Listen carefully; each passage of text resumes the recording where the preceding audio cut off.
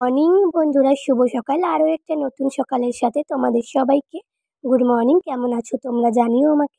আর তোমরা নিশ্চয় বুঝতে পারছো এই ভিডিওটা আমার মায়ের বাড়ি যখন আমি ছিলাম তখনকার ভিডিও। সময়ের অভাবে তোমাদের সাথে শেয়ার করতে পারিনি।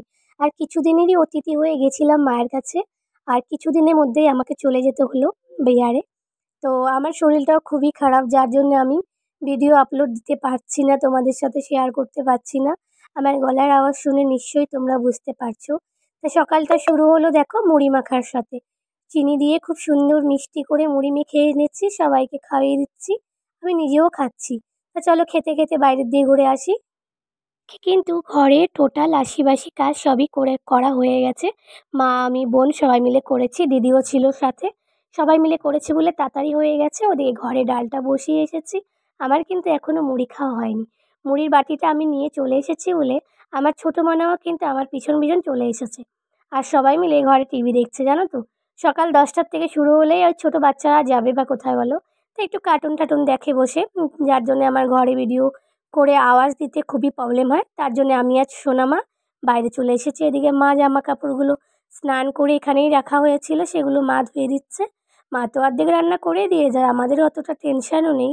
তা আজকে একটু বেগুনি খাওয়ার খুব ইচ্ছে হচ্ছে, বেগুনিটা কাটবো চলো। আমি চলে এসেছি বেগুনি কাটার জন্য। এখানে মা বেসন একটা বাসনের মধ্যে নিয়ে নিল। আর বেগুনগুলো এত সুন্দর বন্ধুরা, কি বলবো।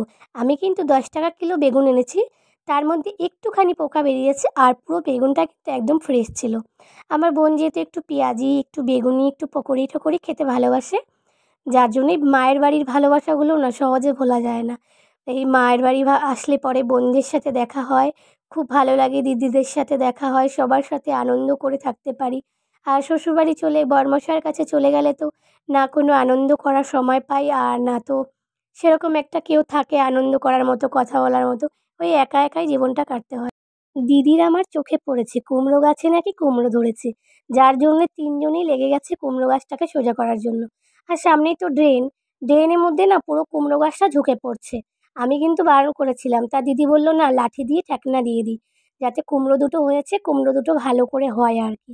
এই যে তিনজনে মিলে পড়েছে কুমড়ো গাছে দেখো, কুমড়োর গাছগুলোকে সোজা করার জন্য। আর আমার ছোট্ট মনে স্নান টান হয়ে গেছে, ও সুন্দর খেলা করছে, একবার মাসির পিছনে একবার আমার পিছনে।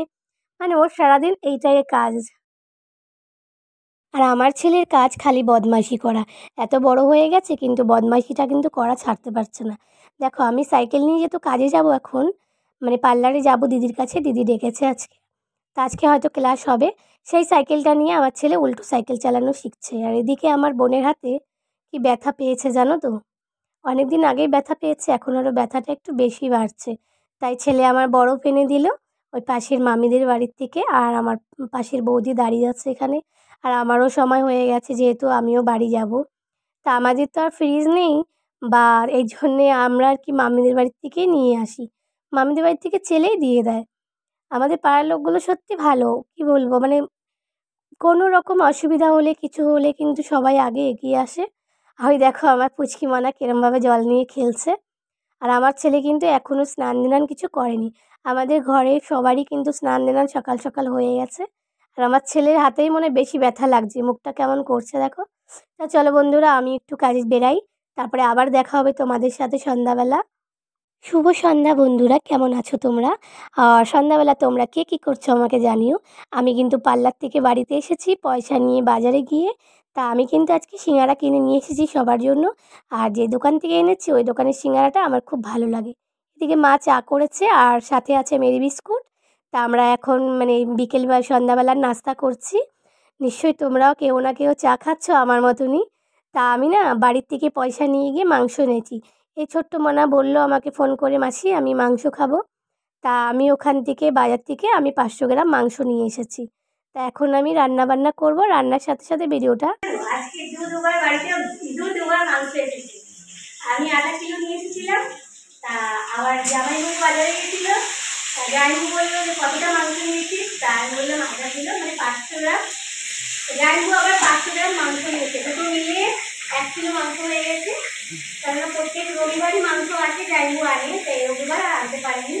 তার জন্য আজকে মানে রাত্রিবেলা মাংস।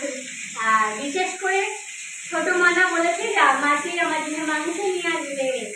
আমি বাজারে গেছিলাম, তা বাড়ি তখন তো পয়সা নিয়ে যায়নি, বাড়িতে এসে তারপর সঙ্গে সঙ্গে পয়সা নিয়ে বাজারে গেছিলাম। তা আমি 500 মাংস নিয়েছিলাম, যেহেতু আমার বাজার ছিল সেটা। তারপরে আবার জামাইবাবু 500 মাংস নিয়ে, তারপর রান্না হচ্ছে মাংস, ভাত রান্না কমপ্লিট আছে। আর সকালে তরকারি হয়তো কিছু আছে। সকালে কি রান্না হয়েছিল আমি ঠিক মনে করতে পারছি না গো। তা চলো আজকে ভিডিওটা এখানে শেষ করছি। তোমরা সবাই ভালো থেকো, সুস্থ থেকো। আবার দেখা হচ্ছে অন্য একটা ভিডিওতে।